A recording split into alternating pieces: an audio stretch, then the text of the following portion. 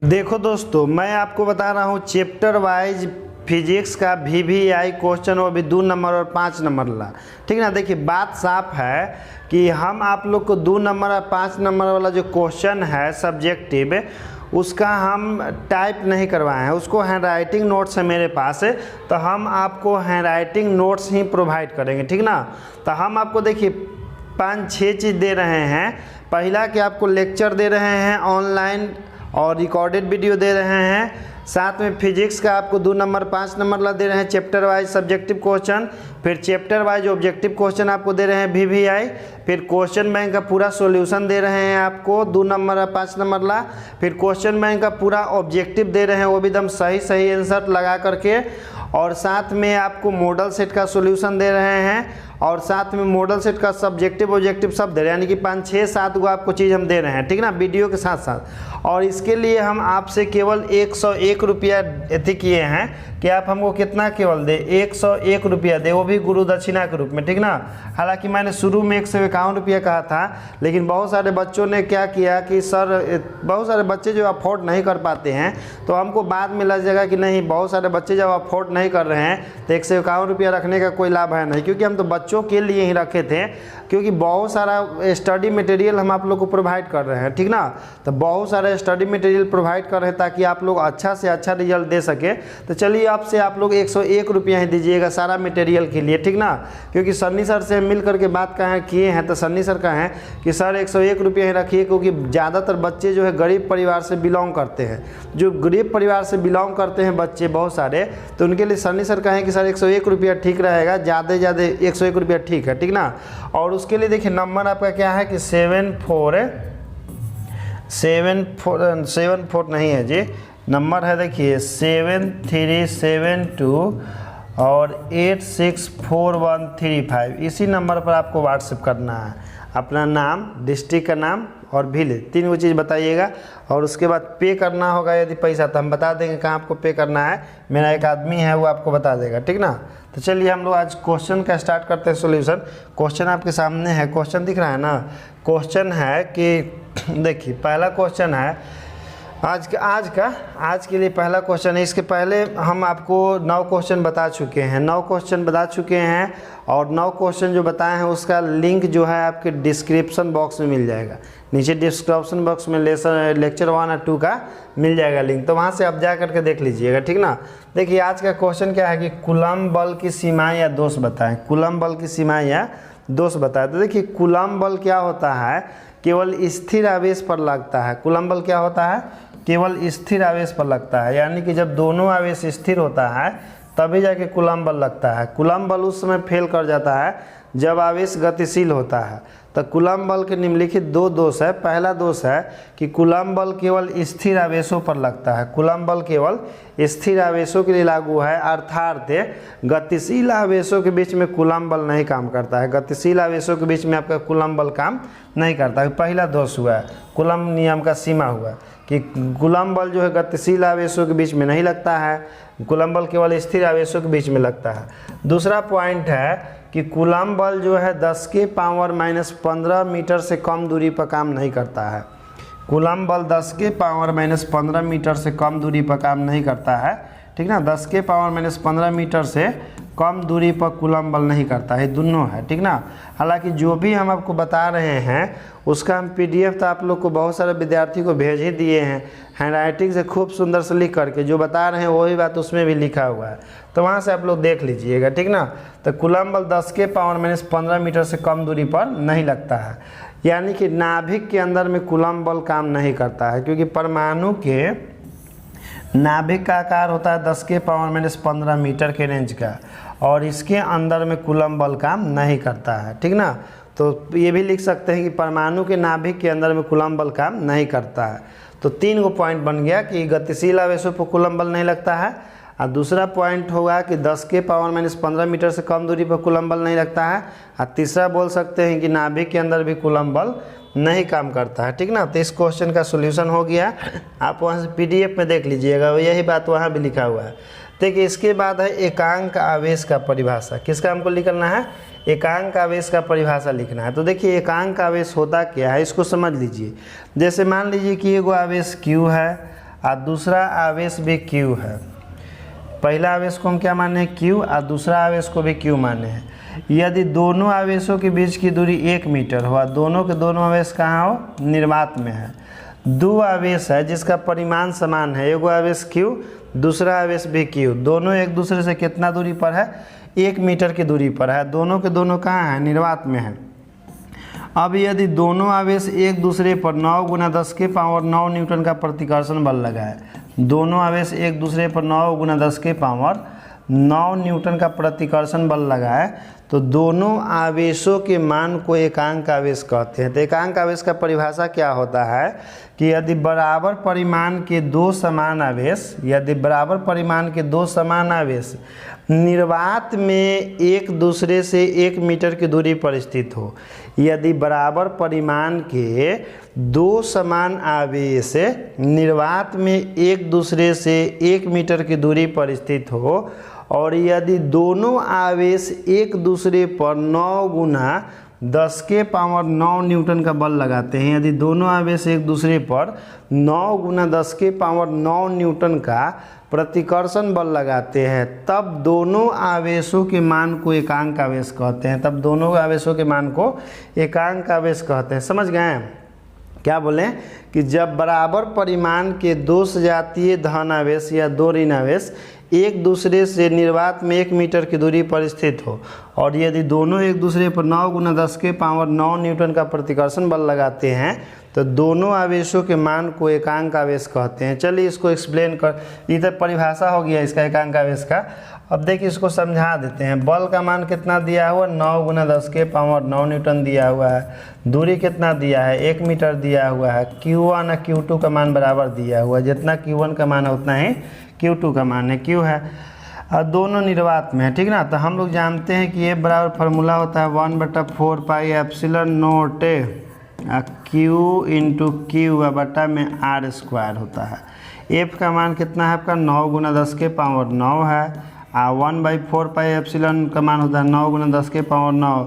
यहाँ Q into Q square हो जाएगा, R की जगह 1 का स्क्वायर। तो देखिए 10 के पावर 9 से 10 के पावर 9 कैंसिल, तो ये 1 बराबर क्या हो जाएगा, Q स्क्वायर हो जाएगा। तो आपका क्या हो जाएगा, Q बराबर क्या हो जाएगा, √1 हो जाएगा, और √1 का वैल्यू क्या होता है, 1 होता है। अब देखिए Q का वैल्यू कितना आ गया, 1 आ गया कि नहीं।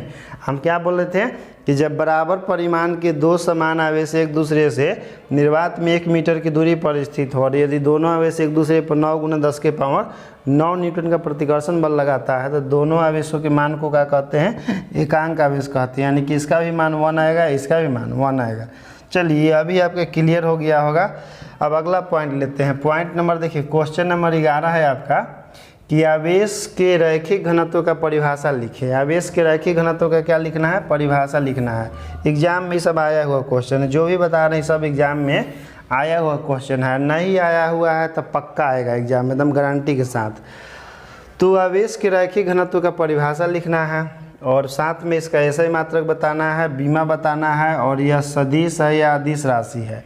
तो देखिए इसको समझने के लिए सबसे पहले हम आपको वो डायग्राम बनाते हैं। जैसे मान लीजिए कि कोई चालक है, चालक के लंबाई मान के चलते हैं कि L है। चालक की पूरा लंबाई कितना है, ये पूरा लंबाई इसका L है। ठीक, इसके L लंबाई पर मान लेते हैं कि आवेश Q एक समान रूप से वितरित है। आवेश Q जो है इसकी L लंबाई पर वितरित है। तो नहीं, समझिएगा ध्यान से, ऐसा समझिए कि एक बार याद हो जाए तो ज़िंदगी भर नहीं भूला। जैसे कोई चालक तार है जिसका लंबाई L है और इस पर आवेश कितना है, Q है। तो देखिए हम लोग कह सकते हैं कि L लंबाई पर कितना आवेश है, ठीक ना, L लंबाई पर कितना आवेश है, Q आवेश है। तो इसकी एकांक लंबाई पर आवेश का मान कितना होगा, तो एकांक लंबाई पर आवेश होगा Q/L। एकांक लंबाई पर आवेश क्या होगा, Q/L होगा। और एकांक लंबाई में जो आवेश होता है उसी को हम लोग आवेश का रैखिक घनत्व कहते हैं, इसको लैम्डा से लिखा जाता है। ठीक ना, तो यही देखिए इसका परिभाषा निकलता है। L लंबाई पर कितना आवेश है, Q आवेश है। एकांक लंबाई पर कितना आवेश है, Q/L है। ठीक ना, और एकांक लंबाई में जो आवेश होता है उसी को आवेश का रैखिक घनत्व कहते हैं। अब देखिए आवेश के रैखिक घनत्व परिभाषा समझिए, फार्मूला समझ गए था। जब किसी चालक पदार्थ को आवेश दिया जाता है, जब किसी चालक पदार्थ को आवेश दिया जाता है तो आवेश उस चालक के लंबाई के अनुदिश एक समान रूप से फैल जाता है। तो आवेश उस चालक के लंबाई के अनुदिश एक समान रूप से फैल जाता है। तो चालक के प्रति एकांक लंबाई में, चालक के प्रति एकांक लंबाई में आवेश का जो घनत्व होता है उसे आवेश का रैखिक घनत्व कहते हैं। जैसे L लंबाई में Q आवेश, तो एकांक लंबाई में Q बाई L आवेश, और एकांक लंबाई में जो आवेश होता है उसी को आवेश का रैखिक घनत्व कहते हैं। तो आवेश के रैखिक घनत्व का फॉर्मूला हो गया लैम्डा बराबर Q बटा L। परिभाषा समझ गए हैं। इसका एक और छोटा भी परिभाषा होता है कि किसी चालक के एकांक लंबाई में आवेश के घनत्व को आवेश का रैखिक घनत्व कहते हैं। किसी चालक के एकांक लंबाई में आवेश के घनत्व को आवेश का रैखिक घनत्व कहते हैं। आवेश के रैखिक घनत्व को लैम्डा से लिखते हैं। अब फार्मूला होता है लैम्डा बराबर Q बाई L। आवेश के रैखिक घनत्व का फार्मूला क्या होता है? लैम्डा बराबर Q बाई L। आवेश के रैखिक घनत्व का फार्मूला हो गया, तो परिभाषा भी हो गया। अब देखिए इसका एसआई मात्रक लिखना है, तो इसका एसआई मात्रक देखिए हम लिख देते हैं। लैम्डा बराबर फार्मूला क्या है? Q बाई L है, Q बाई L है। देखिए Q क्या होता है? आवेश होता है, आवेश का मात्रक कूलम होता है। L लंबाई होता है, लंबाई का मात्रक मीटर होता है। तो क्या हो जाएगा? कूलम प्रति मीटर कहिए या कूलम मीटर इन्वर्स कह सकते हैं, कूलम मीटर इन्वर्स, ठीक ना। तो आवेश के रैखिक घनत्व का ऐसा ही मात्रक क्या हुआ? कूलम मीटर इन्वर्स हुआ, ठीक। आवेश के रैखिक घनत्व का मात्रक समझ गए कैसे हुआ? कूलम प्रति मीटर बोलिए या कूलम मीटर इन्वर्स बोलिए। अब देखिए इसका बीमा निकालना है। इसका क्या निकालना है? बीमा निकालना है। तो बीमा निकालने के लिए भी हम फार्मूला का इस्तेमाल करेंगे। देखिए यहाँ फार्मूला लिख रहे हैं, लैम्डा वाला फार्मूला क्या है? Q बाई L है। हालांकि आप लोग डायरेक्टली लिखिएगा एग्जाम में, आप लोग को डायरेक्ट लिखना है, परिभाषा लिखना है। अब परिभाषा लिखने के बाद लिखना है कि आवेश के रैखिक घनत्व का ऐसा ही मात्रक कूलम प्रति मीटर होता है, और फिर बीमा भी आपको डायरेक्ट लिखना है। हालांकि हम आप लोग को समझा करके लिखा रहे हैं। देखिए आवेश के बीमा होता है AT और लंबाई का होता है L, तो ऊपर जाएगा तो क्या हो जाएगा? ATL inverse, ATL inverse. तो ये हो गया आवेश के रैखिक घनत्व का बीमा, ठीक। तो कैसे लिखना है? आवेश के रैखिक घनत्व के पहले परिभाषा लिख दीजिएगा कि किसी चालक के प्रति एकांक लंबाई में आवेश का जो घनत्व होता है उसे आवेश का रैखिक घनत्व कहते हैं। इसका एसआई मात्रक कूलम प्रति मीटर होता है तथा बीमा ATL इन्वर्स होता है, और यह एक अदिश राशि है। यह कैसा राशि है?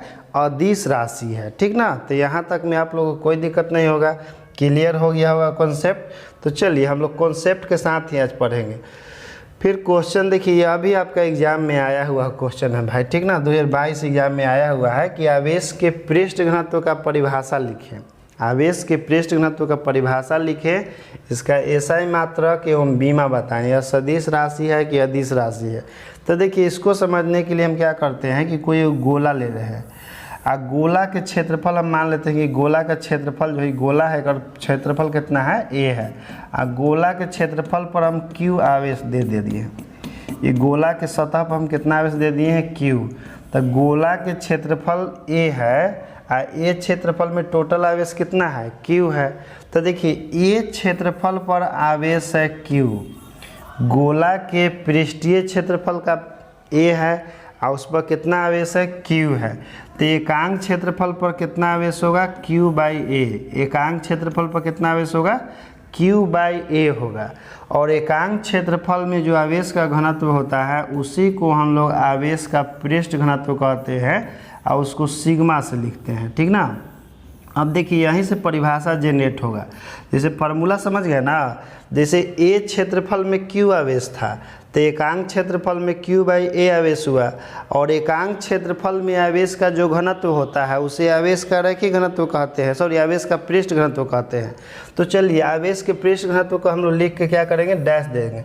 सबसे पहले आवेश के पृष्ठ घनत्व लिख के डैश दे दीजिएगा, और लिख के डैश दे के देखिए परिभाषा किसका दुग होता है कि जब किसी चालक को आवेश दिया जाता है और आवेश यदि उस चालक के क्षेत्रफल में एक समान रूप से फैल जाता है, जब किसी चालक को आवेश दिया जाता है और आवेश यदि उस चालक के क्षेत्रफल में एक समान रूप से फैल जाता है, तो चालक के एकांक क्षेत्रफल में आवेश का जो घनत्व होता है उसे आवेश का पृष्ठ घनत्व कहते हैं। चालक के एकांक क्षेत्रफल में आवेश का जो घनत्व होता है उसे आवेश का पृष्ठ घनत्व कहते हैं। आवेश के पृष्ठ घनत्व को सिग्मा से शुरू करते हैं और इसका फार्मूला होता है सिग्मा बराबर क्यू बटा ए, ठीक ना। ये हो गया आवेश के पृष्ठ घनत्व का परिभाषा। एक और परिभाषा इसका होता है छोटा में कि किसी चालक के प्रति एकांक क्षेत्रफल में आवेश का जो घनत्व होता है, किसी चालक के प्रति एकांक क्षेत्रफल में आवेश का जो घनत्व होता है उसे आवेश का पृष्ठ घनत्व कहते हैं, ठीक। इसको सिग्मा से लिखते हैं, सिग्मा बराबर फार्मूला क्यू बटा ए होता है। अब देखिए इसका एसआई मात्रक लिखना है, तो एसआई मात्रक लिखने के लिए हम फार्मूला का इस्तेमाल करते हैं। फार्मूला क्या है, सिग्मा बराबर क्यू बटा ए है। देखिए क्यू का मात्रक होता है कूलम और एरिया का मात्रक होता है मीटर स्क्वायर, तो क्या हो जाएगा कूलम प्रति मीटर स्क्वायर लिखिए या कूलम मीटर इन्वर्स लिखिए, ठीक ना। ये देखिए इसका ई जो है इसका परिभाषा पूछता है 2 नंबर में और इसका मात्रक पूछता है 1 नंबर में। अभी तक ले 2-3 बार पूछ चुका है एग्जाम में इसका परिभाषा मात्रक, तो समझ ही सकते हैं कितना इंपॉर्टेंट है।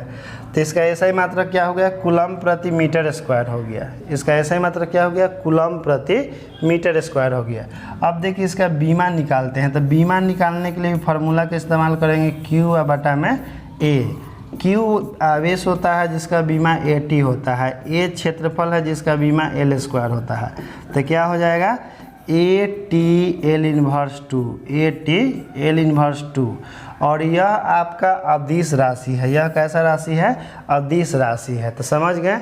अब देखिए पूरा इसको विस्तार से लिखते हैं। आवेश के पृष्ठ घनत्व का परिभाषा, किसी चालक के प्रति एकांक क्षेत्रफल में आवेश के घनत्व को आवेश का पृष्ठ घनत्व कहते हैं। इसका ऐसा ही मात्रक कूलम प्रति मीटर स्क्वायर होता है तथा बीमा AT L इन्वर्स 2 होता है।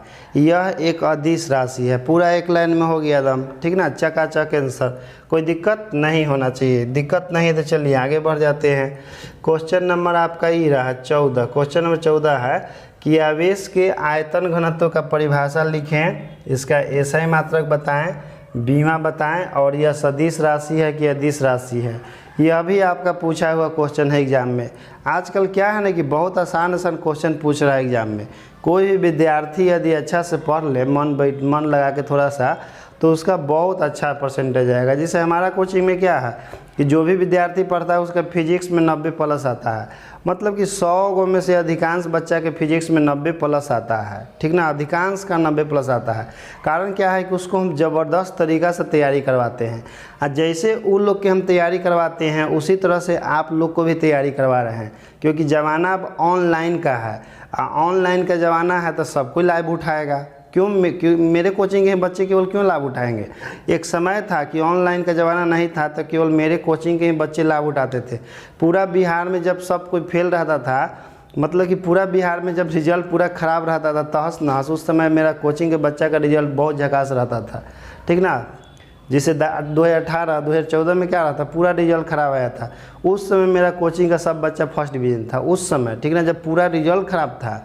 तो अब तो ऑनलाइन का ज़माना है, आप सब कोई लाभ उठाएगा, क्यों नहीं उठाएगा, ठीक ना। इसीलिए हम भी आप लोग से ऑनलाइन जुड़े हुए ताकि सब लोग को क्या पहुंचा सके, हम लाभ पहुंचा सके इसका। चलिए अब देखिए आवेश का आयतन घनत्व का परिभाषा लिखते हैं।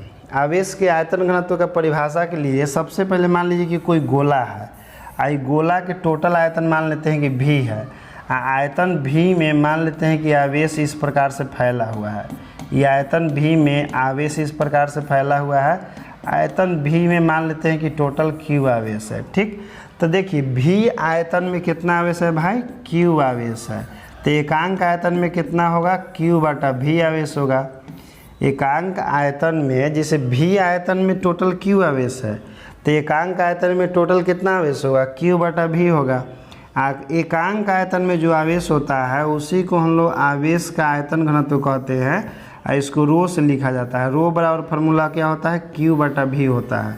रो बराबर फार्मूला क्या होता है भाई, Q बटा V होता है। अब देखिए इसी फार्मूला से इसका परिभाषा जनरेट होता है यहीं से। जैसे V आयतन में Q आवेश, तो एकांक आयतन में कितना, Q बटा V आवेश। एकांक आयतन में जो आवेश होता है उसी को हम लोग आवेश का आयतन घनत्व कहते हैं। तो चलिए इसका परिभाषा लिखते हैं। दो तरीक़ा से परिभाषा हम बता रहे हैं आपको। पहला परिभाषा है कि जब किसी चालक पदार्थ को आवेश दिया जाता है और यदि आवेश उस चालक पदार्थ के आयतन में एक समान रूप से फैल जाता है, यदि आवेश उस चालक पदार्थ के आयतन में एक समान रूप से फैल जाता है तो चालक पदार्थ के एकांक आयतन में आवेश का जो घनत्व होता है उसे आवेश का आयतन घनत्व कहते हैं। फिर से सुनिए, जब किसी चालक को आवेश दिया जाता है और आवेश उस चालक के आयतन में एक समान रूप से फैल जाता है तो उस चालक के एकांक आयतन में आवेश का जो घनत्व होता है उसे आवेश का आयतन घनत्व कहते हैं। ठीक, ये हो गया परिभाषा। एक और इसका छोटा परिभाषा होता है कि किसी चालक पदार्थ के एकांक आयतन में आवेश का जो घनत्व होता है उसे आयतन घनत्व कहते हैं। किसी चालक पदार्थ के एकांक आयतन में आवेश का जो घनत्व होता है उसे आयतन घनत्व कहते हैं। ठीक ना, तो वो भी एक परिभाषा हो गया।